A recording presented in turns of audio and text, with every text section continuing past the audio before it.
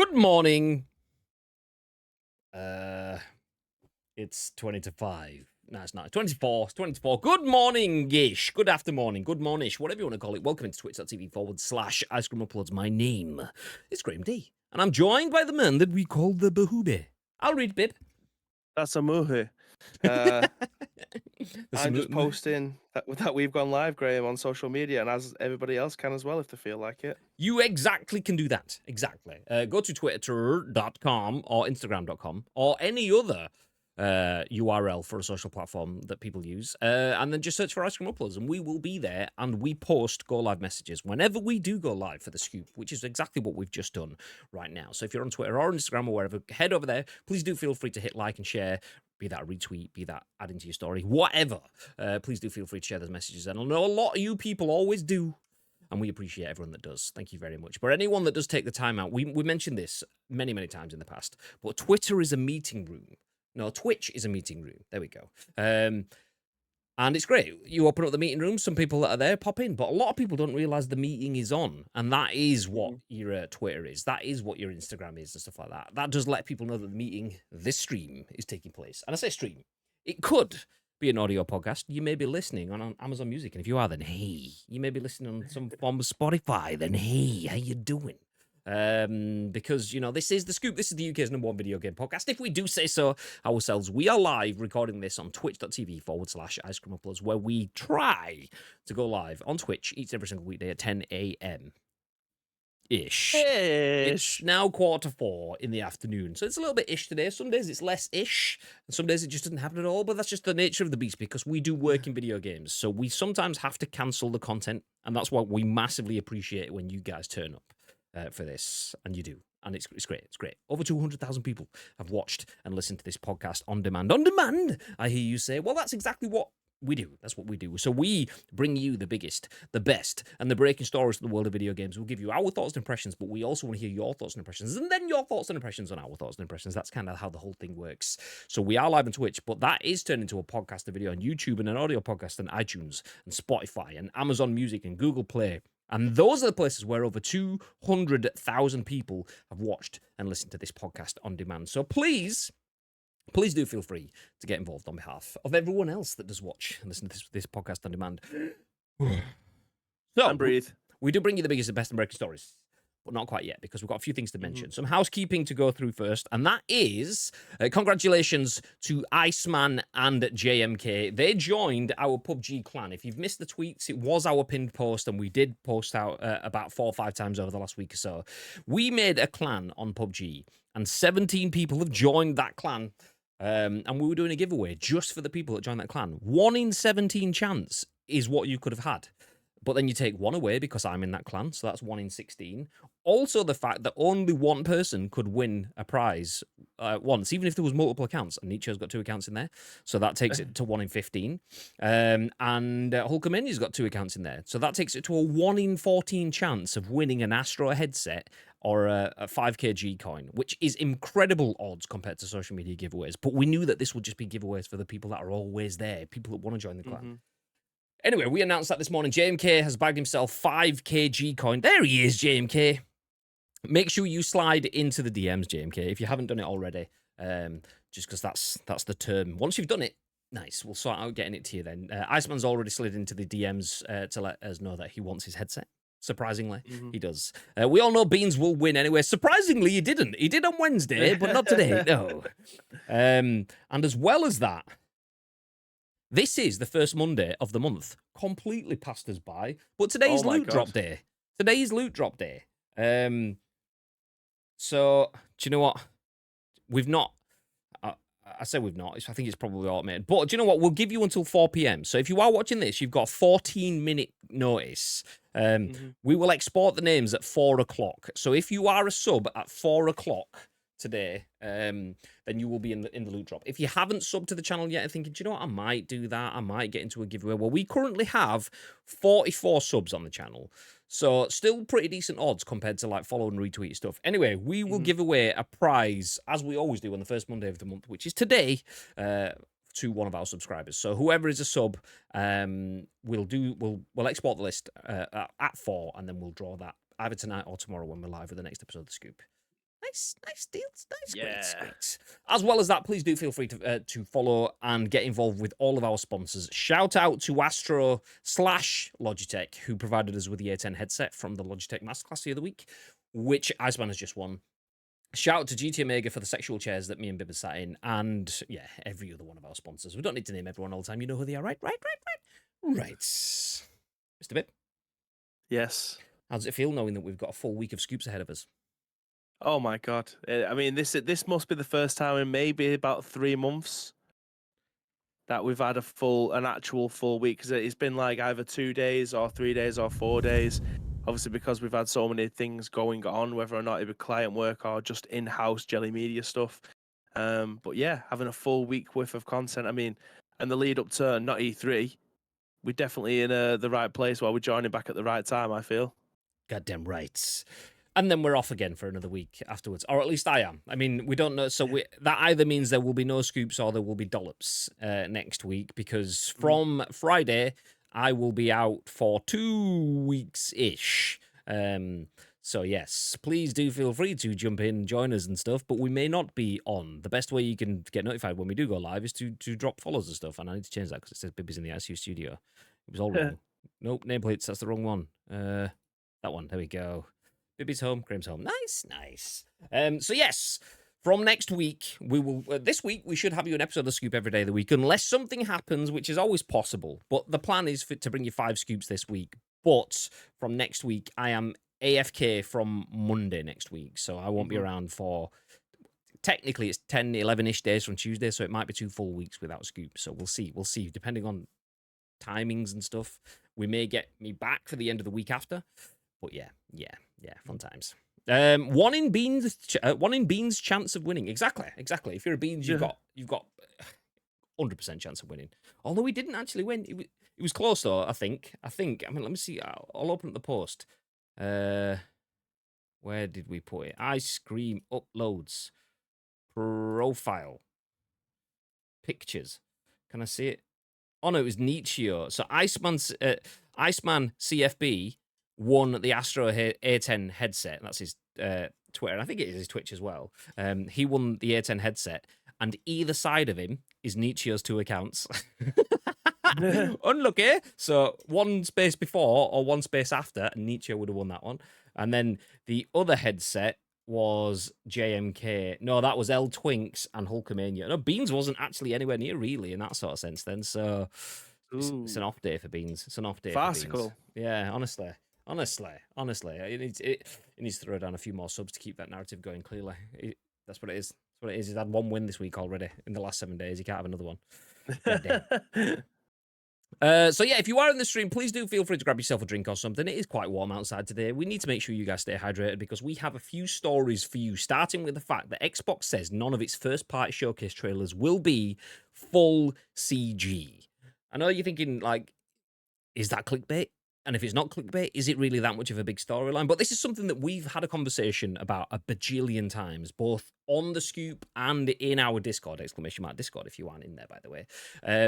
We have a pet hate when showcases, be that a PlayStation State of Play, a PlayStation showcase, or an Xbox showcase, doesn't matter what the showcase is. If they show you, hey, look at this sexy new game, you're like, ooh, this looks pretty, and none of it is gameplay footage, fuming. Anyway, Xbox says none of its first-party showcase trailers will be full CG, so you will get gameplay of every single game that's an Xbox title in that showcase. Interesting. I mean, that could be crumbled in a lot of ways. Like, are they only going to show 1 game? As Baby said, I mean, he says won't be full CG, so is it going to be a couple of seconds here and there? We'll jump through the article. We'll pick that apart, and then we'll take you to the second article, which says Microsoft could withdraw Activision from the UK to counter the acquisition block. Acquisition block. There we go. Great England. Let's go. So yeah, the UK and the US have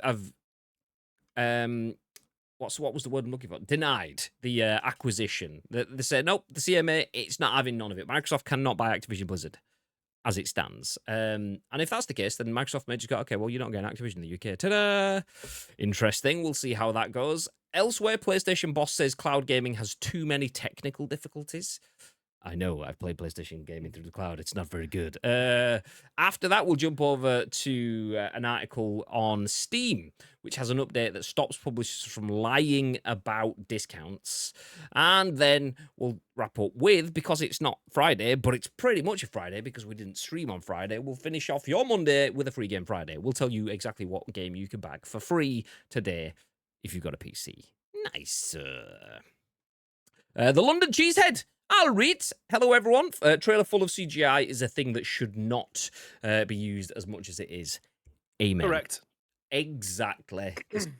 You know. And that's our stance as well. That's the reason why we're leading with that story, because it's something that it pickles our penguin. I don't even know if that's the correct phrase. I'm pretty sure I've heard that. It gets on our tits. It butters our ass. Yeah, not a fan. We're not a fan of it. But we'll pull that apart just after we've jumped through this article written by Chris Scullion at BGC News. It says Xbox says none of its first-party showcase trailers will be full CG. Quote on the full CG. So tagline says Xbox's Aaron Greenberg claims every Xbox Game Studios trailer will be at least partly in-engine. Still, in-engine doesn't mean gameplay. It just means it's been rendered in-engine. Let's go down. None of the first-party trailers shown during next weekend's Xbox Game Showcase will consist entirely of CG footage, it's claimed. After tweeting on Sunday that there was 7 days to go until the showcase, Xbox VP of Games Marketing Aaron Greenberg was asked by a follower if the showcase would feature gameplay for announced titles and CG trailers for unannounced titles. Quote, none of our first-party games in the show are full CG trailers, Greenberg replied, end quote. And new quote, everything is either in-game footage, in-engine footage, or in-game footage with some cinematics. Each of our trailers will be labelled so it is hopefully clear for our fans. Full stop, end quote. Excuse me. If it's not clear... it's not clear if Greenberg's comment was in reference to the recent PlayStation showcase, which opened with an entirely CG trailer for upcoming PlayStation Studios title Fair Game. Greenberg, why is there a dollar there? Is that what it's called? Fair Game Dollar? Or have they just spuriously added a dollar? Fair Game Dollar. Someone's like throwing some fucking shade at PlayStation already. Goddamn. Greenberg also told another follower that, quote, there will be no movie trailers in our game show, end quote. A possible reference to the Gran Turismo trailer, which was shown during the PlayStation showcase. Woo! I mean, I don't get why you're throwing shade at the fact that PlayStation, which makes Gran Turismo, has made a Gran Turismo movie. Why can't they promote that in there? I mean, the irony is TV was an Xbox thing. But anyway, this summer's Xbox Game Showcase will take place on Sunday. That's this Sunday, June the 11th, and will begin at 6 p.m. BST. So UK time, 6 p.m. The showcase will be immediately followed by a Starfield Direct presentation focusing solely on Bethesda's upcoming Xbox exclusive Starfield. The game showcase and Starfield Direct combined will run for around 2 hours, Greenberg confirmed. I think we don't need to go through any of the other stuff. Actually, during the interview, Spencer, this is talking about Phil Spencer on Kind of Funny Games Daily. During the interview, Spencer was given a list of upcoming games that had been announced a while back, but have seen little information since, including Avowed, Perfect Dark, Everwild, Fable. This is the reason why I've read this podcast. State of Decay 3 and Contraband. Ooh. We're going to announce some things that people haven't seen, some new games, and we're going to give updates on some things that were on your list, Spencer replied, but didn't say exactly what. Give us some State of Decay, please. Thank you. Nice. So... none of the trailers that are shown in the Xbox showcase, at least first-party trailers anyway, obviously Xbox can't control what Ubisoft and whatever do, but from their own stance, nothing will be full CG. Is that marketing speak? Because it sounds pretty cool when you go, none of it's going to be full CG, because you instantly go, in a world of opposites, you go, if it's not going to be full CG, it's going to be not CG. And that's not necessarily the case, because he did say... none of our trailers are full CG trailers. Everything is either in-game footage, in-engine footage, or in-game footage with some cinematics, because that adds a lot of grey area for me. What are your thoughts, Bib? Yeah, it's... I think we have to take this one with a pinch of salt. I'm trying to find words for this, but the easiest layman's terms way of being able to put it is there is a chance that it could be 50-50. That's the ideal, in my personal opinion. I don't want to see video games being rendered on the top of the range PCs, for the cinematics or for the gameplay and stuff like that. I want it to be, if you are marketing this as going to be your Xbox game, I know there's going to be a lot of instances where you're able to play this on your PC as well. But I think if you're rendering gameplay out, it should be at most on a Xbox Series X. And then the rest of it can be a little bit CGI, a little bit trailery. But I don't want to see like a full CG. And that's what they're saying that this is going to be. Essentially, if you're looking in the grey area, I know I've just gone full circle here. If you're looking at the grey area, it's not going to be full CG. That could be 80% CG and then 20% gameplay being put in there, because they're not going to put, if it's a 2-minute trailer, they're not going to have 1 minute 20 seconds of just pure gameplay. That's not going to happen. They need to be able to cut it in with cinematic trailers. I understand that. I imagine most people who consume video games and their hype for this kind of season leading into the game coming out, that is going to be the case where we have gameplay entwined into some sort of cinematic trailer. I understand that. I appreciate that.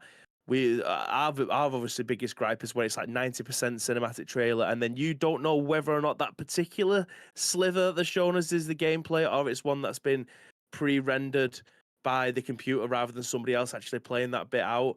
Like, we're tired of getting lied to when it comes to what we're seeing in front of us. Yeah. So if we can have, I will be happy with a 60-40 split. If the trailers are 60%, if the CGI is 60%, if the gameplay is 40%, I am more than happy with that, because they still need to be able to tell you a story. They need to still be able to give you an idea of what this game's going to be about, and you can't always do that with video game footage and it being captured, because it would just, the timeline would be messy as fuck. Like, they can't just have not only that, a 4-hour game in 30 seconds. Yeah, exactly. But not only that, like, you're showing your hand then before you've got it. So if you've got a 4-hour game, or some games are 50 minutes long and you've got a 2-minute trailer, well then that's like 1 in 25 that you're giving away then. So you start giving away chunks of it. So you get into the realms of doing what Marvel, I don't know if they still do, but they went into, they were getting criticised for showing all the cool bits of their films. So they started filming bits just for trailers.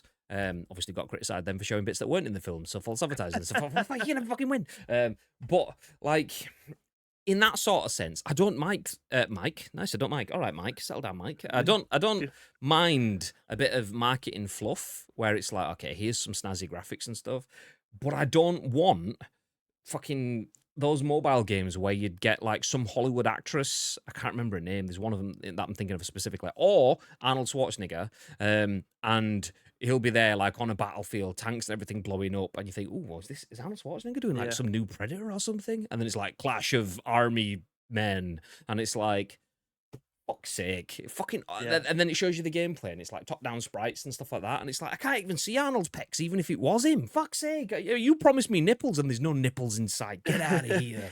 I got done by one of those recently, not the nipples. Pedro Pascal is in a advert for like a murder detective who did it kind of game. But I thought it was a TV series, because the entire thing is real life Pedro Pascal walking around this mansion, and he's got like paper on the wall with like people's faces on, with string being put. So it's like a whodunit kind of thing, like an ITV drama would when they're making trailers. And then the very last 3 seconds is advertising a mobile game. But even the profile picture that was advertising it was a still from the video that you was watching. So you saw the title of it. It looked like a crime thriller starring Pedro Pascal. I thought, fucking hell, he's everywhere at the moment. But yeah, it was a mobile game, and I got done by that, which is obviously what they want you to do. They want you to get excited about it, potentially being in this universe or whatever, and then you get done by a murder mystery mobile game. It was like the ones where it's like a still of a room, and then you need to find the magnifying glass, and then you need to find the key, and it'll be hidden somewhere. Like, it was like a game like that. click sort of Yeah. Yeah, nah. A Get in bag the of bin. shite. Not interested. Let Put me me over. jump back to the chat and catch up then before we continue. Trailer full of CGI is a thing that should not be used as much as it is, said London Cheesehead before we jumped into that. Agreed. Tito says, so 95% CGI then. Xbox boss. Confirmed. So 99.99% CGI then. Exactly. Sheep. Good afternoon. I hope Gears 6 or Gears of War Collection is announced. Am I mixing things up? Or were you like semi-pro in Gears, Sheep? Because if they do, what am I trying to say? If they do release Gears 6, I worry for Gears 6 because I worry for Microsoft in general right now. And that's across the board. That's Halo, that's Redfall, that's the lack of content and so on. So many apples in the basket of Starfield that I worry if they've been working on a Gears 6 for a couple of years already, which they probably have, because Gears 5's come out, what, 3-4 years ago now? I can't remember when it came out.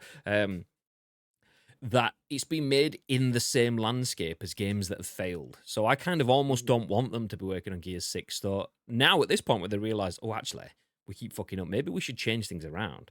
I kind of hope that they work on a Gears 6 because even though I didn't play much of 3 or 4 or any of 5, the characters still resonate with me from Gears 1 and the bits of 2 that I played.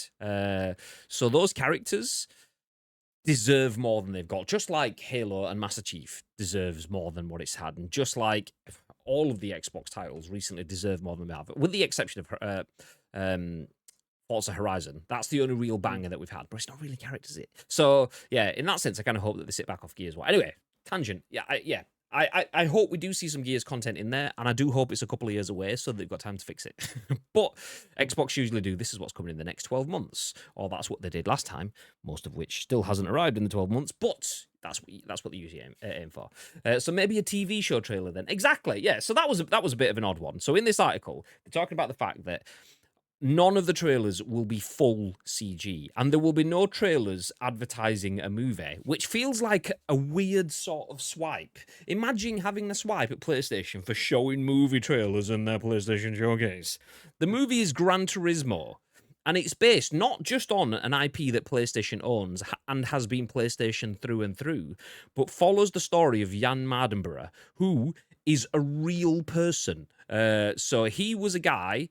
I've met him. I've spoken to him about this story at length, so I can reel off this story. I've not seen the film, obviously, but he was a guy that was at university, kind of like we all were at one point, bumbling through life, and played a shitload of Gran Turismo, and then entered into some Gran Turismo esports stuff, and eventually, fast forward, signs for fucking Nismo, like Nissan, basically, like racing real cars in Japan.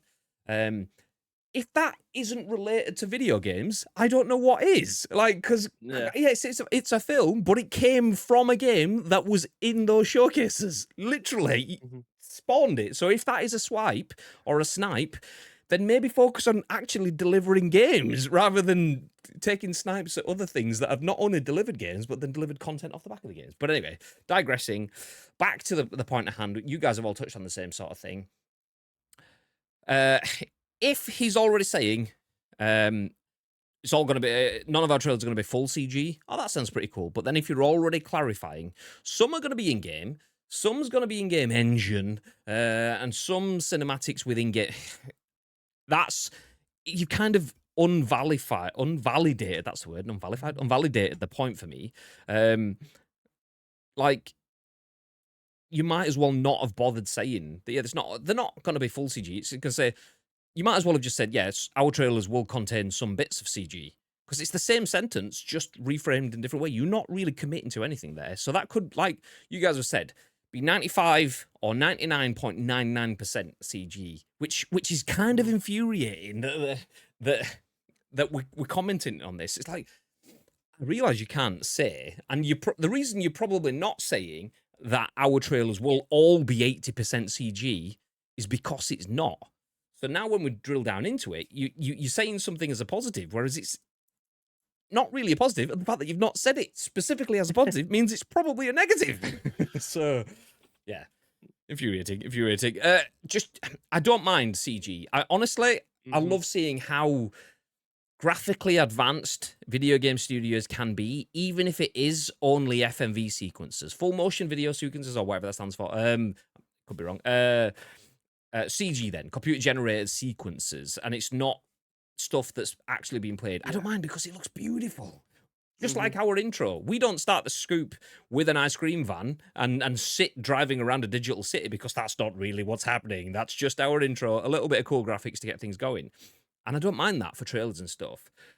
And in an ideal world, it would be top and tail. You'd give me some snazzy graphics, I'll see gameplay, and then you finish off with some snazzy graphics. So I can tell what is your pretty packaging and what is your actual content. Yeah.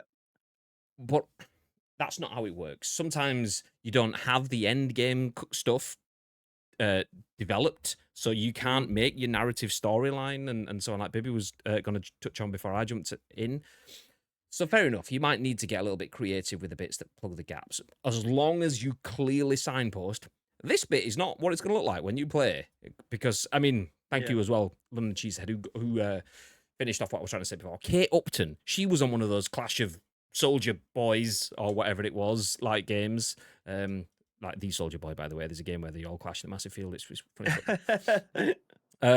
So yeah, like that shit, like, will you be my hero, or whatever she says, and then it cuts to some really garbage off the shelf, could be one of a million games. Apologies if you really enjoy those sort of games, it's just not for me. Like, it's just a misdirection. It's like, get someone pretty, get someone famous, get someone that you know for something that's completely different, in the hope that that's just enough to try. Because if it's a valid form of gaming, and it is a valid form of gaming, people clearly play it. So therefore, it's not really bad. But for me, it's misinformation, it's misdirection, it's smoke and mirrors, and then I get to see the real prize, and it's just not what I want to be. So, okay, no trailers will be full CG, but you've also not specifically said anything there, Aaron Greenberg at Xbox, because there is a very, very difference between being full CG, and it could be some CG, and it could be some in-engine, and it could be some cinematics with in-game.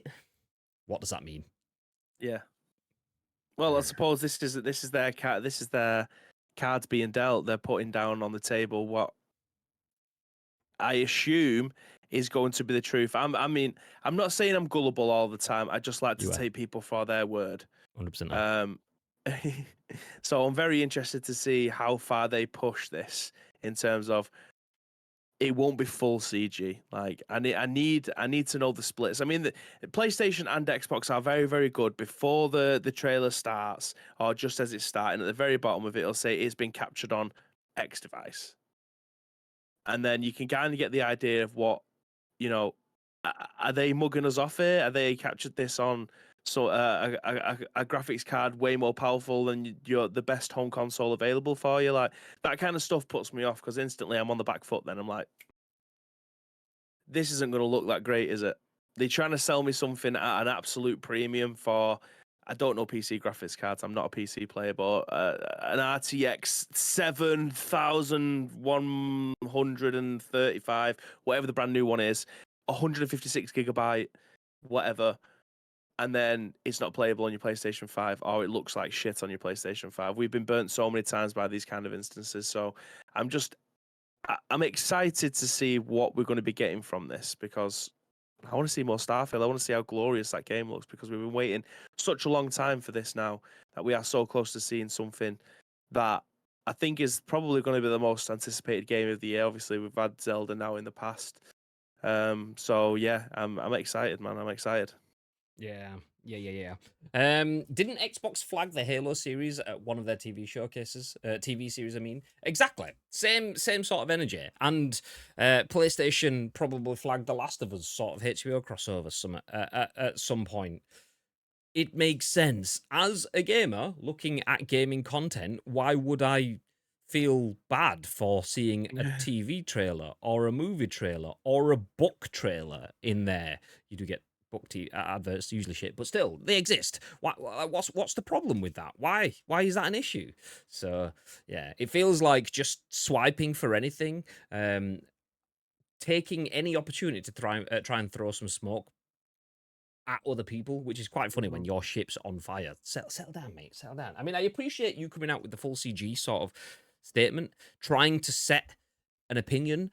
My hope is that this is Aaron Greenberg not being able to give you a number because internal conversations, but the numbers are actually really good. So what he's doing is setting up a good scenario. Look, none of it's full CG, and when we actually see it, they're all like 80-90% like full CG. And then the other 10%, 20% or whatever it is stuff that's still clearly signposted. If that's the case, GG's. But because he's not said the numbers, it could quite clearly just be a case of, okay, it's not full CG, but 99.99% is, like you guys said in the chat. It could be, and that's where I have the problem. So I'll judge it after the fact. But right now, it's just, you've not said anything. You've not said anything. You've said nice stuff. All brands say nice stuff before something happens, and then it happens, and it's crap, and it's under-delivered, and expectations haven't been managed. Not always. Sometimes they nail it. But you never know until like they said, the proof of the pudding is in the eating, kind of thing. And so, let me chow down on that showcase, and I'll tell you what about it, what I feel about it afterwards. Shaggers, it's me, it's Craig. Hey, how you doing, pal? Hey, Craig. You all right, Pay? Yeah, Pay, Craig. Pill, Pay. I don't know what I was going to... remember the Diablo mobile game reveal at BlizzCon? BlizzCon, I don't remember that one. But then again, I'm not really a big Diablo guy. Was it garbage? I remember EA doing Dungeon Keeper mobile, and Dungeon Keeper was a game that I played on PC. Got the first Dungeon Keeper back on PC 20 years ago, maybe more. Didn't really know what I was playing because it was the first game of that style that I'd ever played, so didn't read the instruction booklet. Who the fuck does that?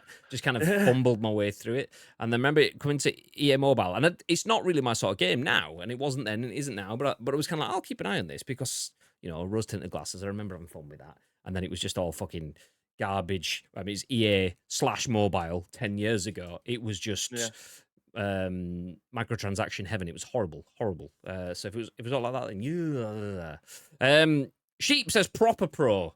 Thanks, mate. Oh, you mean you? Okay.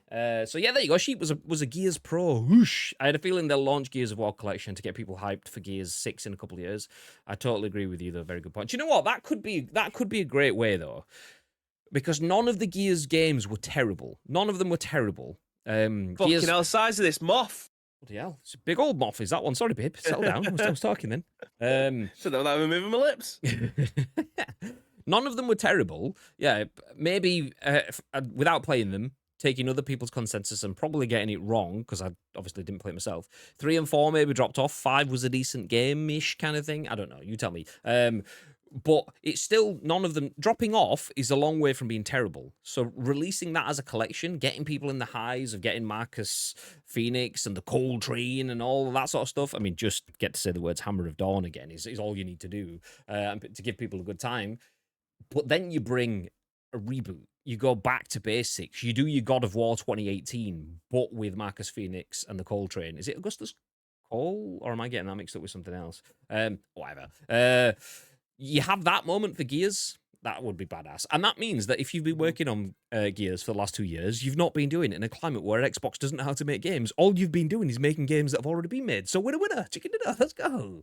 I would like to see Fable Collection for Fable 1, 2, and 3 for newer gamer people, for newer consoles, so people understand why people might be hyped for a new Fable. Yeah, Fable, another series I've not touched. Have you played Fables? Yes.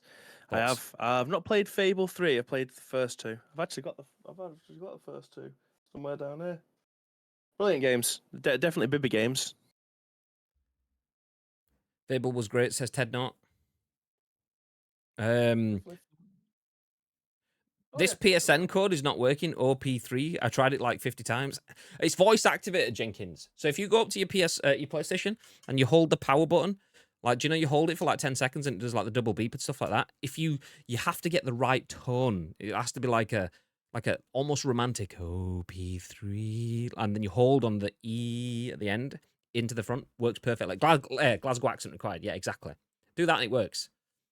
I must have played it. I fucking got it.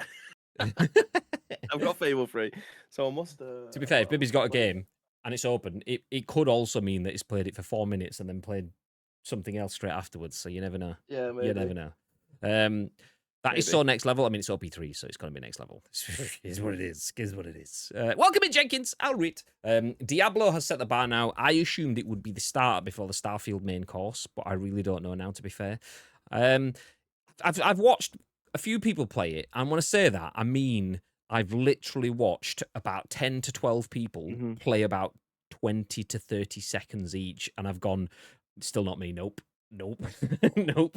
So I got a code for it the other day, and ended up just passing it on to one of the boys at Jelly, and not this one, Lee, one of unlucky, because he's been wanting it forever. So I got a code for it, PC. I'm not going to stream it because obviously streaming a PC game, I'm not going to play it because it's not my kind of game. I'll give it to someone else, and clearly people are enjoying it because my feed, and it's my feed, the ICU feed, which is what I'm usually logged in as on Twitch, has Summit at the top or something like that. And then you, because of who we follow and interact with, there'll be a bunch of PUBG people and whatever through, then some FIFA guys and so on.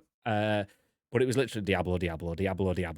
And these weren't sponsored either, most of them. A lot of them were, but, well, some of them were. A lot of them weren't, kind of thing. So it's clearly doing good. But it'd be interesting to see if Starfield can, like, punch that high. Because, I mean, it has to, right? Okay, question we've probably asked before. And if we haven't, I don't know why we haven't. But Redfall was shit.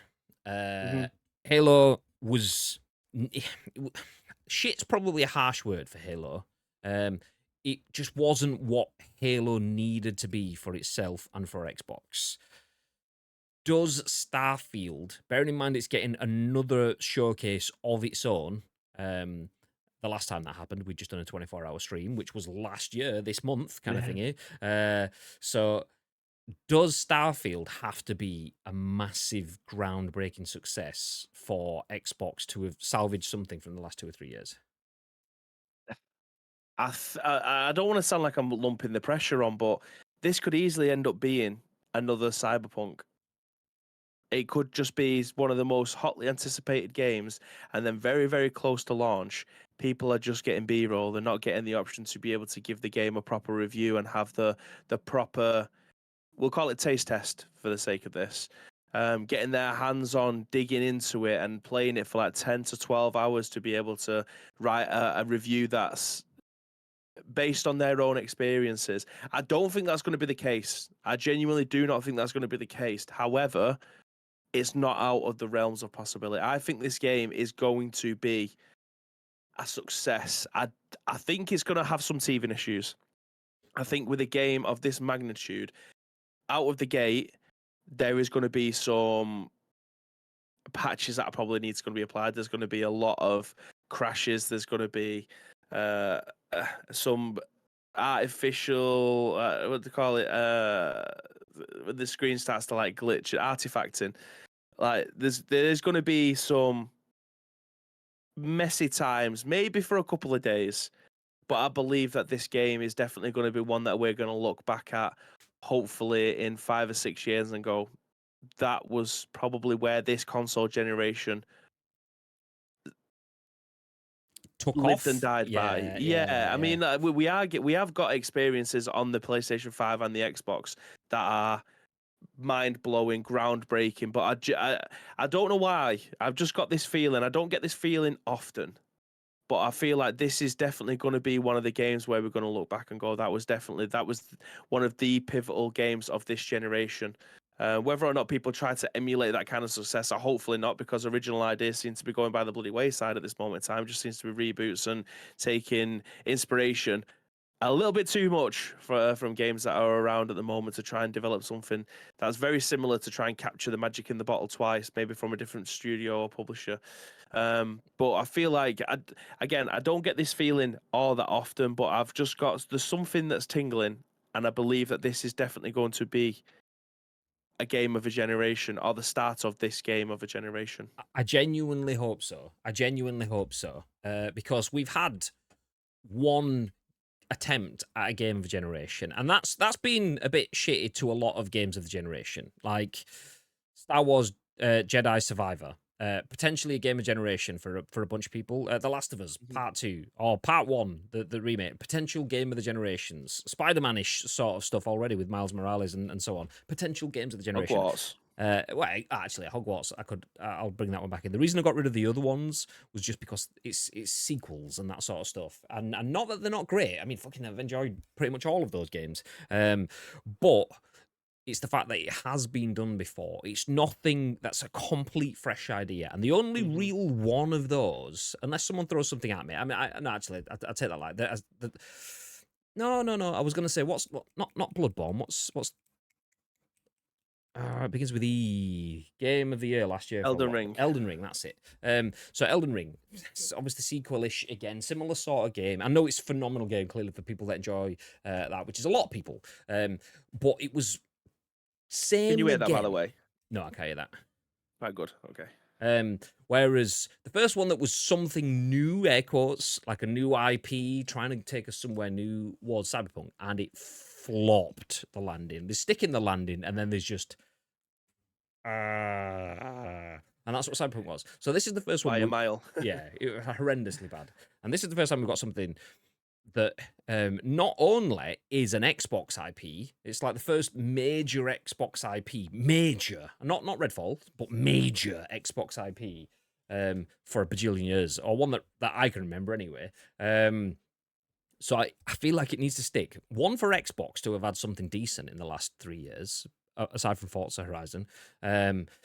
And that's the thing. It's always the aside from, and it's always the but excluding that. And there's usually, you find a way of pocketing their successful games into niches, because arguably they haven't had one that can just be a fucking trendsetter. And this could be. But also, where's Tito's comment?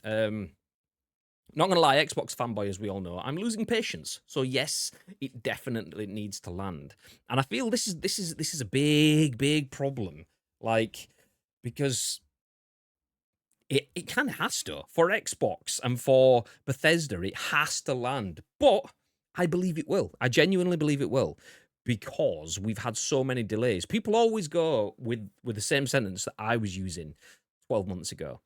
It's a Bethesda game. Bethesda, don't get me wrong, a lot of passion in Bethesda communities, and that's there for a reason, because Bethesda make great games. But recently, it's they make great games eventually. So they bring a game out, it's subpar, they fix it, and it becomes phenomenal, and their communities love them for what they deliver in that game eventually. And that you can't underestimate how important that is, to fix a game that released below par, because that keeps your core fan base connected, and that's huge. But you miss out the mainstream, so they have to stick the landing on this. And even games like Spider-Man, there were scenes where you'd see people swinging through New York City as a refrigerator, because there was a weird bug where you turned into a refrigerator or to other inanimate items. But it lasted 2 or 3 days, and it wasn't a game-breaking bug. It was still funny. But you could still play the game. You knew what was happening, but you looked a bit daft while you were doing that sort of bit. If we get to the point where there's huge things that people were expecting, like NPCs, for example, Fallout, Bethesda game, all that sort of stuff. Like, if we're getting this biggest game in the world, it's got its own showcase after the showcase, just like last year's showcase as well. It's like, oh, and then it has so many bugs that are going to be there for a month before they can patch them out. That's it. It's lost. It's gone. So hopefully we get an absolute thunder bastard from Bethesda, because Xbox needs it. Gamers need it. PlayStation needs it from a fire back across the bows from the opposition, because at the moment, PlayStation isn't killing it, but compared to everyone else, they are killing it. And that's dangerous for everyone. So Xbox needs to have some hits back. And I would absolutely love for Starfield to be something phenomenal, because at the moment, I'm seeing grandeur. I'm seeing spaceships, space, all of the open world exploration things. But I want to see, this is literally what the game is. This is what you do. Because at the moment, there's just that much to do. What do I do? And if they give me that in the showcase, then I'll be happy with what we see. Yeah. Anyway, we'll put a pin in that, because we've been chatting about Xbox for a while, so we'll jump onto our next story, which is about Microsoft. Before we do, though, let's jump through the comments. Fable was great, says Tito. Glasgow accent required to do the OP3 hack. Goddamn right. 20 to 30 seconds is too much, says Tiny Yoda. Story of my life. Welcome in, Yoda. So shout unintelligibly, then precision. Yeah, exactly. The Glasgow way. I think Diablo has added more pressure for its seamless release, but I'm with Bibi. I think it will be a huge success once the teething problems are addressed. And that's the thing, though. I feel like they can have some teething problems, but they can't have big teething problems like Bethesda has had recently. But it has been delayed a few times now, and those delays seem like delays to fix the game and make it come out perfect. Not delays like Halo, where it's okay, we've delayed it a bit, only just as much as we can to get it away from the launch window, but still close enough where it's still within the launch window. We have to put it out. This doesn't have that. So I feel like they have to, with that much delay, they have to be releasing a perfect game now. I just feel like it would be stupid to release a broken game now. I know nobody ever wants to release a broken game, but you know when your game's broken, or at least to an extent. So I feel like they have to know and they have to feel that they are sitting on something good. I believe, because of how much has gone into this and what we've seen from not only Bethesda but from the likes of CD Projects and so on, this is gonna be huge, and I feel like it's gonna be great, and I want it to be great, and I just feel like it will be. So hopefully, fingers crossed, Monday we're looking at it and going, do you know what? That Starfield looks pretty tasty, doesn't it? Woo! Please, Xbox, you got this. Please. Or so much not in-game footage. Like, come on, exactly. Yeah, like that's the thing though, because what Aaron Greenberg spoke about was all of the none of the trailers in the showcase will be full CG. The Starcase showcase is a different one, so maybe that's just gonna be full CG. Fuck knows. Who knows? Who knows? Okay, next bit of news then. Not going too far, sticking with the conversation. We'll pick up the pace on this one, though. Andy Robinson at VGC says, Microsoft could withdraw Activision from the UK to counter acquisition block, it's claimed. Tagline says, Microsoft's president is reportedly set to meet with government ministers next week. That's an interesting one. Government ministers. So Microsoft is meeting with politicians to discuss this. That's when everything goes great for us. The game is right. Anyway, Microsoft could consider pulling Activision from the UK market as one extreme option to bypass the country's block of its proposed $69 billion acquisition. Nice. That's according to a new Bloomberg report, which states that Microsoft President Brad Smith will meet with UK Chancellor Jeremy Hunt. That's Hunt, not Hunt, but just to confirm. Next week, to voice his frustration of the Competition and Markets Authority's decision to block the deal, Microsoft confirmed to the publication that Smith will be in London, where he's giving, quote, a scheduled talk about the potential of AI and the need for thoughtful regulation of it, end quote. He'll also hold private discussions on other issues, including the proposed acquisition of Activision Blizzard, as we remain committed to finding creative and constructive ways to address remaining regulatory concerns, end quote, a spokesperson said. Hunt previously criticised the CMA's veto, telling a business conference recently that competition watchdogs, quote, must understand their wider responsibilities, end quote. However, Bloomberg claims that government ministers are also unhappy with some of Smith's public criticism of the CMA, including stating that he believed the EU was a better place to do business than the UK. Great work. It's claimed Smith will meet with Microsoft's legal representatives to discuss the firm's strategy to counter the CMA's decision this week, including, quote, extreme, end quote, options such as withdrawing Activision from the UK market or bypassing the UK order and pressing ahead with the deal. In theory, if Activision's operation were moved to another European country outside of the CMA's jurisdiction, its games could then continue to be sold via a distributor. Microsoft's appeal against the UK competition watchdog's decision to block its acquisition of Activision Blizzard will be heard in court in July. Nice. So Microsoft could sidestep the UK. Do you think it's going to get that far, or do you think it will be sorted and agreed at some point before then?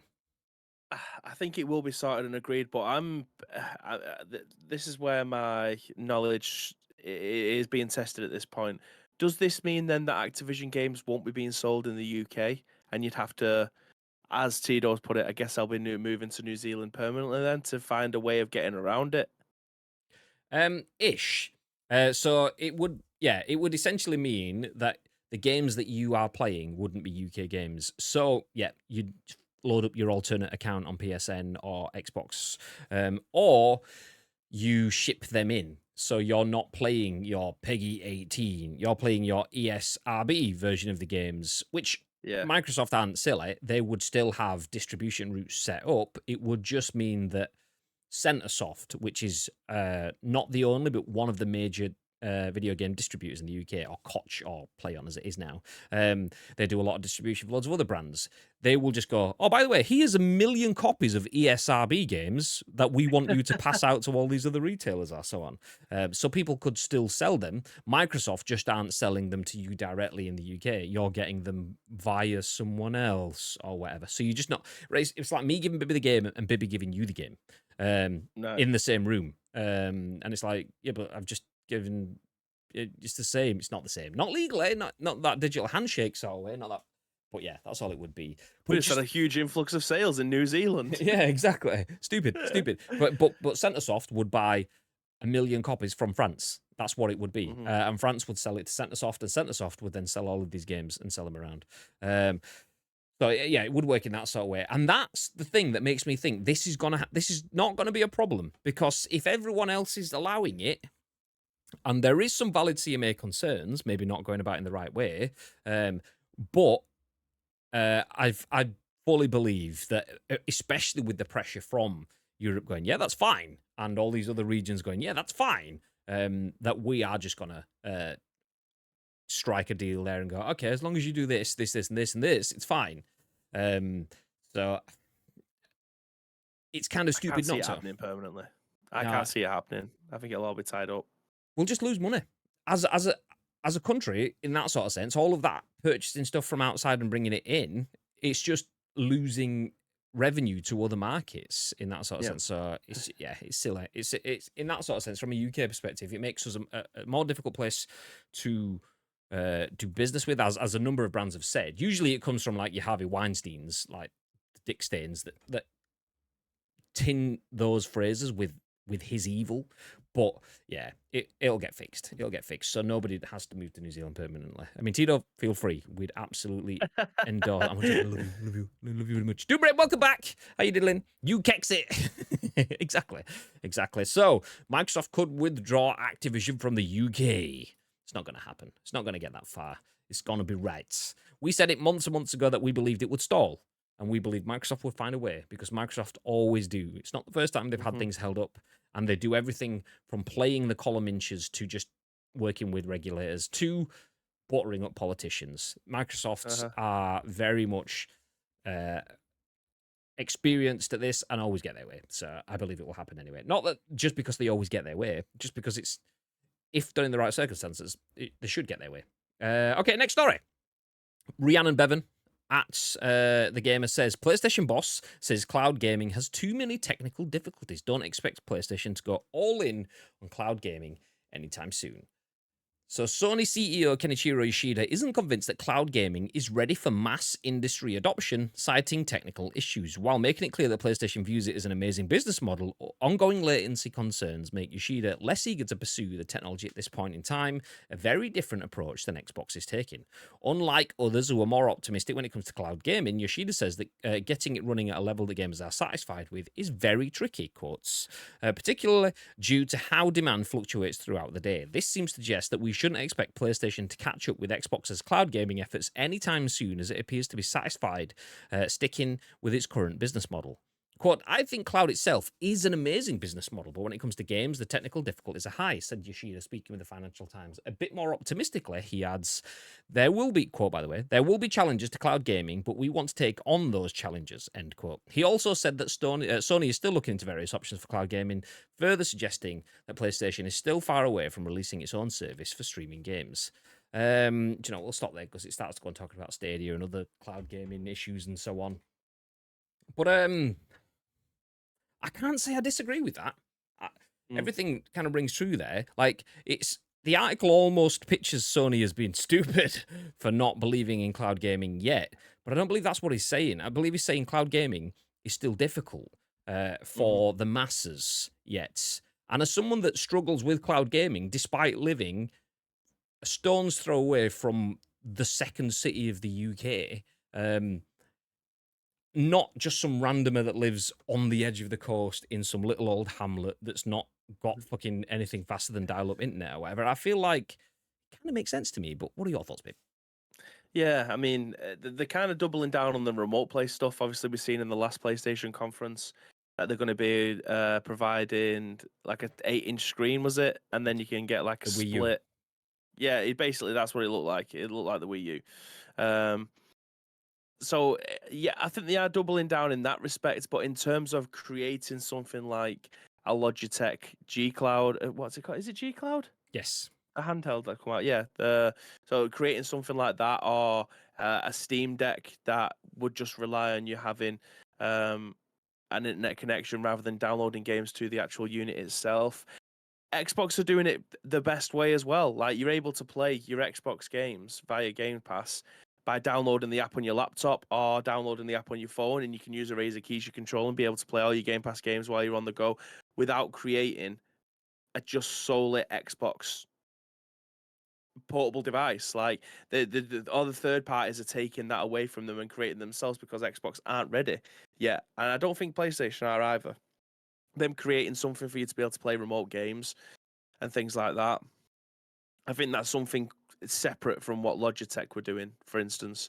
So yeah, I don't think we are there yet. It was a dream 10 years ago for Microsoft, and we are still in a position where we're not fully there yet. But we are at the beck and call of what the lines that are in our floor, the mobile providing service that are in our SIM cards. In this room here, I have a signal blackout for actual phone calls, not for internet, but for actual phone calls. I get 1 bar 2 at a push if the wind's blowing my way. And there is definitely instances around Hyde or around Manchester where the signal just isn't great either. So having a unit that is just solely for playing cloud games, we aren't there yet. There isn't many countries in the world that are fully developed for that kind of thing yet. So I still think we're a good 5, 6, maybe even 7 years away from having a fully compatible internet cloud gaming experience on a whim at any given time, and you're able to enjoy it with a lag-free experience. I just don't think we're there yet. My internet at home, perfect. I can do remote play. I can do streaming through Xbox Game Pass on my phone, no problems. My internet is more than fast enough to be able to combat it. It's just a case of when you're out and about, it's inconsistent is the word I'm looking for. Yeah, no, I'd agree. I mean, I agree with the statements from Yoshida. Cloud gaming, he isn't convinced that he's ready for mass market adoption, and I completely agree. Some people it works incredibly well with, but not all brands do it, not all devices do it, and not all people that have access to those brands or devices have access to the infrastructure to fully benefit from it. So mass market cloud gaming is not available, and I can speak from experience. Using things like, I mean, Tito mentions still don't understand the audience for that hardware. Use a damn phone and a Razer Kishi. Talking about the PlayStation Q or Project Q, whatever it was called, which if you haven't seen, it's basically the Logitech G Cloud or a Steam Deck, or well, not a Steam Deck. It's more like the Logitech G Cloud device, or like Tito says, use a Razer Kishi and a phone. Like it's a Razer Kishi and a phone is more technologically advanced than the PlayStation Q device. It's more like a Logitech G Cloud, which is a screen and controllers and internet stuff. The gubbins allow you to connect to other things, and then other things do all the processing and thinking, and you just basically are looking at a window. And that's what the PlayStation Q device is. Do we really need it? No. Am I really bothered by it? No. Did I buy a PS Vita? Yes. Because that was a different concept. That was a portable PlayStation device. This is a window into a PlayStation that is portable. But that window needs the connection and the network and the infrastructure that isn't there, which means the mass market adoption for it isn't there. Not for me. It might be for other people. It might be for Bibby if he sat home and he wanted to jump on his PlayStation. If that was me, that's pretty cool. But I've got a decent-sized smartphone and I've got a backbone. Not my spine. I mean the actual controller, the backbone, which is basically a Razer Kishi. If you don't know what that is, check it out. It's really cool. I genuinely think that hardware is phenomenal. It is really good. Like, using that to play on your PlayStation is really good when you've not got lag and latency. But I can sit there and in 5 minutes, in a 5-minute window of connecting to just do my PUBG dailies, it'll be like, oh, this is smooth and buttery, and then I'll have laggy as fuck, and then I might get 10 seconds of it being smooth and buttery, and then it's just laggy as fuck again. And this is me in a house that has 90 meg connections, well, 70 to 80 meg connections, which is not the best, but it's also by far and away from being the worst. It's a lot worse than what I've got.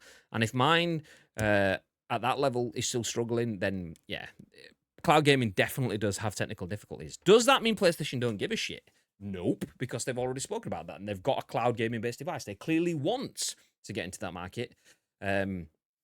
But when you're not Microsoft, who have their Azure framework and all of the years of putting the groundwork into cloud gaming, not for Xbox, but for Microsoft, but Xbox will benefit from it, then it makes sense to be doing all that stuff. For PlayStation, this is one where you've just got to sit back and go, okay, we can't get in front of this. We will never compete with Microsoft. We will compete with Xbox, but we can't compete with Microsoft. So until the technology becomes freely available for everyone and is ready for mass industry adoption, then we'll jump in because we've got brand IP and hardware quality that will allow us to catch up. At this point, we can't get in front, so we have to play the catch-up game on this. Instead, we will focus on single-player games and gaming experiences that other people can't bring.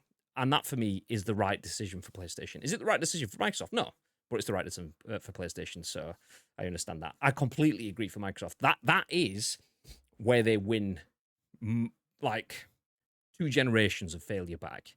Not necessarily to get in front, but at least to close the gap massively. So, yeah, different horses for courses, and I believe it works that way for us if they do that. CMA looked at Google Stadia failing and is like, Microsoft can't make xCloud work. I mean, like, Google Stadia failing has probably added to the CMA's decision making for rejecting the Activision Blizzard takeover, because if they're saying if Google can't make Stadia work, Microsoft can't make cloud gaming work, Microsoft needs what Google didn't have, and that is massive, not just first party, but every party titles like Call of Duty. And if Microsoft takes that, they basically become a monopoly on cloud gaming because nobody else will have that. So that's why the CMA are worried about it, which is a valid concern. I just believe Microsoft needs to share evidence, be that in written legislation that's not just in 10 years' time, we definitely, wink, wink, will still sell Call of Duty, wink, wink, to other people, wink, wink. And then at that point, I feel like we need something like that, something tectonic to make cloud gaming be something successful. Because at that point, yeah, everyone else benefits from it then. The concept has been proven. Microsoft do get a huge lead, but other people can then follow. But yeah, so I don't feel like the CMA was stupid in their decision. I feel like they were probably a bit rash, and if they'd been a bit more transparent and explained exactly why and what they needed from it, probably better. But I do feel like there is valid concerns there. Anyway, pin in that one. We're over time now, so quickly through this next one. RHIANNON Bevan says Steam update stops publishers from lying about discounts. Steam users in the EU are getting more transparency with game price tags and sales. So Steam users in the EU won't be duped by false sales anymore, as legislation forces publishers to be more transparent with game prices. Thanks to these new rules, Steam pages will have to show the lowest price a game has been sold for, as well as its current and discounted price tags. Big fan. This legislation is intended to stop storefronts from fluctuating game prices so frequently that it's harder to spot if a sale is legitimate. Now, with the cheapest recent price visible, it should be easier to spot if a publisher is misrepresenting a sale, hopefully stopping the practice of increasing a price right before the sale season. Shithouses. So the usual cost appears to be a discount. As you can see in the screenshot, these rules will change the layout of a Steam page. Now, much more space is being dedicated to breaking down a game's price, increasing transparency, and hopefully allowing buyers to make informed decisions when using Steam. Frustratingly, not all EU member states are using the system just yet. The Omnibus Directive, officially named the Enforcement and Modernisation Directive, came into effect last year, but not all EU countries have adopted it just yet. All members are planning to roll it out, however, so anyone in the EU should see the changes to the storefront soon. We'll stop there. Pretty self-explanatory, but pretty decent, right? Giving people Absolutely. more transparency on pricing? Yeah, of course. You want to know what you're being paid for. I mean, there's a trading standard thing in the UK. I'm not sure if it's a global thing, but something has to be at a certain price for a certain amount of time before you can discount it. So, yeah, this kind of thing, the grey area. I've mentioned grey area like 16 times this fucking episode, but It's like me. It's all I the use the word dubious content that's being tectonic put out there. Do shift. you know what I mean? We're here to cut out the bullshit. Um, yeah, I feel like this kind of thing is always welcome because people want to know what it is that they're actually what they're paying for, and it's not just a load of old ass. When you go on there and it's like 98% off, and it's never been the price that they're dictating in the first place. So yeah, love this type of stuff. Help people save money and obviously look out for some kind of fraudulent activity that might be going on there. Yeah, big fan. Big fan. I hate the crap where you used to get it in brick and mortar stores. There was a brand that I always remember from my college days called Foxhole. I don't even know if it exists anymore or if it was only a flash in the pan sort of thing. But they'd have coats that will look like something E17 would wear, those big Parker winter sort of coats with the fluffy hoods and stuff. But they would be previously £120, now £17.99. So I remember there was a big spate of people spending all this money. It goes like, well, they can't be lying. They have to be telling the truth. It must have sold like that. And apparently there was one store that they basically just wrote off. I don't know if this is true, so feel free to do your own Googling and prove me wrong on this. This is just one of those things that's passed around. There was one store somewhere in the country, probably a shoebox size store or something, that had these coats on sale for 120 quid, knowing that no one was ever going to go in and buy them, and they'd keep them on sale there for 6 days, 6 weeks, 6 months, whatever the time frame was, and then they'd reduce them everywhere around the country then, just so that they could say, well, it was on sale, but nobody bought it or whatever. So I don't know if that analogy is true, but that's essentially what this is. It's like, oh yeah, look how great this deal is, this 50% off. It's gone down from £60 to £30. Wow. Yeah, but last week it was £29.99 on the Wednesday, and then it went up to £60 on the Friday, and now you've dropped it down to £30. So I'm really only saving 1 pence. So what the fuck? So yeah, I can get out. I am a big fan of websites though, like GOG. If you use GOG.com, I don't do much PC gaming, but I do have all of the launchers and accounts for all of them. Well, most of them. And GOG sends you emails with discount codes like, this game's cheaper now, you can get this now. But then they will tell you when it's at an all-time high discount in the emails. So it's not just a case of, oh, by the way, you're saving 25%, 60%, 82%. If the highest discount before was 81%, then this is 82. This is the cheapest this game has ever been on GOG.com. Big fan of stuff like that, because that is a fact that you were going in with, and it's not just saving money now, it's never been this cheap before, like that information. So shout out to websites like Camel. If you don't know what that is, if there's a product that you're looking for on Amazon, usually if it's a big one that you might think be included in Black Fridays or Prime Day sales or whatever, Camel, Chameleon.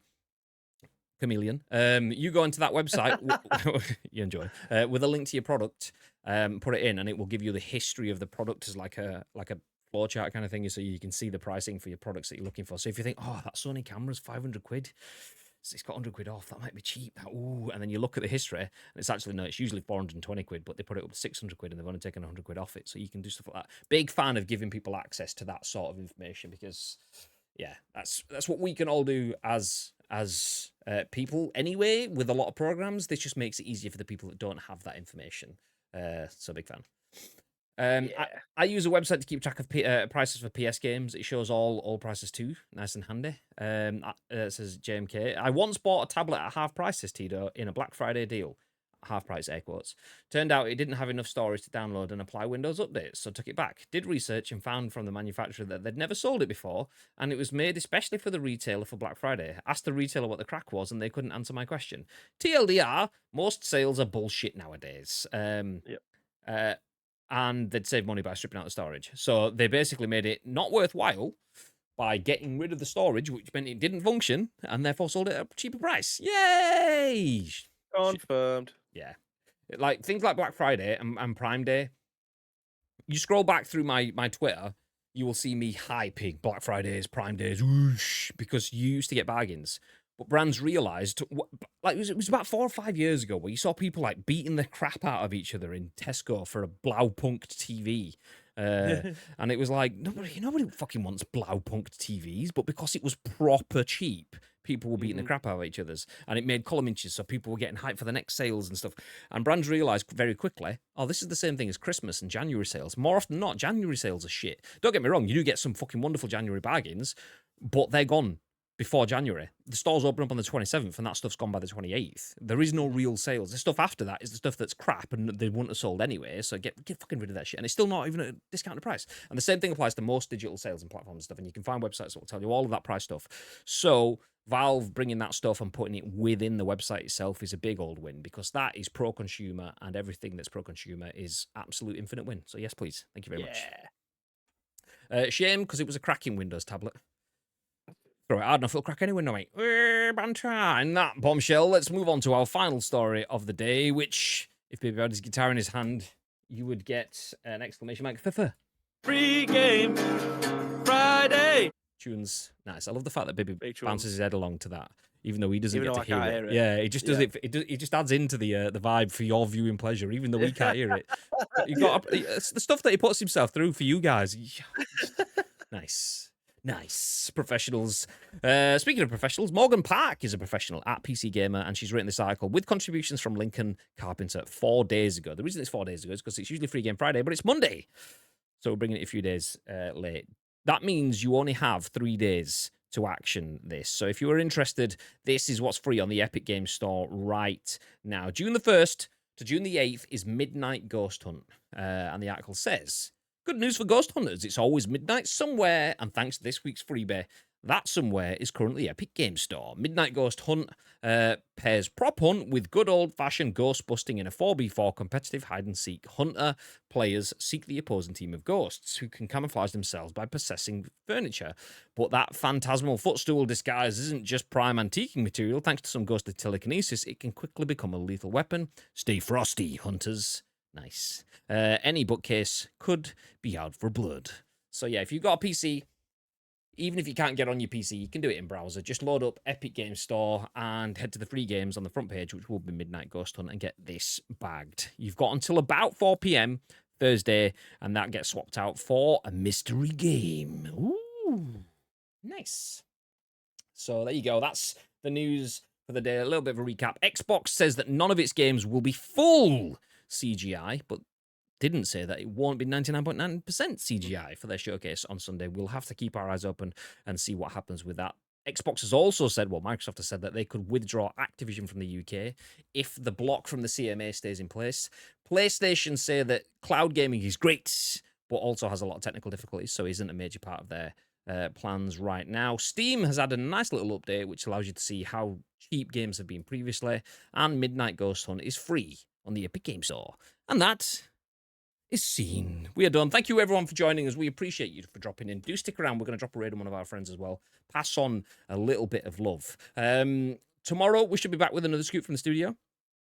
Wednesday, some PUBG. Thursday, more scoopage. I mean, scoopage on Wednesday as well, obviously. And Friday, the last scoop with me and Babe for a bajillion years, because I'm off travellings next week, and then on Saturday and Sunday I'll bring you some PUBG, maybe probably some golfings or some 2K drivings or whatever his feelings. Yeah. But before all that happens, Mr. Bib. Yes. So you alright? Yeah. Oh, you alright? You alright? Yeah. Thank you very much, ladies and gentlemen, for joining us for the first episode of The Scoop this week. There is 4 more episodes, hopefully, this week. So if you want to help shape any of those 4 episodes, there is 2 ways you can do so. First of all, find us on social media. It's at Ice Cream Uploads across all major social media platforms, or alternatively, get involved with our Discord. If you're watching this or listening to it on any of our on-demand services, go into the description below. All the links that you require will be listed there below, but all we need from you is a URL plus your thoughts and impressions. We will then give you our thoughts and impressions on the very next show, which will be at what time tomorrow from the ICU studio, Mr. Graham Day. 10 a.m. Ish. 10 a.m. ish. We work in video games, so we'll bring you the scoops whenever we can. We aim for 10 a.m., but it's probably not going to be 10 a.m. because it's scoop day. We also have at least a couple of meetings tomorrow, so it could be early-ish, could be late-ish. I can't give you an ETA until the meetings finish and we know what the days are looking like. So, yeah. Best way to do to turn up, though, is to do yourself a favour and drop a follow on the channel. On Twitch right here now, because you get notified whenever we go live. You can also find out on any of the social channels that has been linked kindly by JMK in the chat, because we do post whenever we go out too. For now, though, stick around, because we're going to pass on some love onto one of our friends as we get wrapped up to go and grab some food, because it's tea time in the UK. Have we got ready mind? Do we know what we're doing? Yeah, I'm just looking through now, and I think well, Iceman, our winner, is currently playing through Nice. Phoenix Wright. Don't know what that is. Ace Ace Attorney, Attorney. apparently. Yeah, he did mention to me the other week that he was going to be playing through some Finray. So that sounds good. So it's a bit of a different change of pace. So not PUBG or all like that. So, but Iceman did win a prize from us earlier on today. So do feel free to drop in and say congratulations on bagging yourself an Astro A10 headset. And from us, though, we are going to disappear. Have yourselves a beautiful day. And until next time, we'll stay frosty.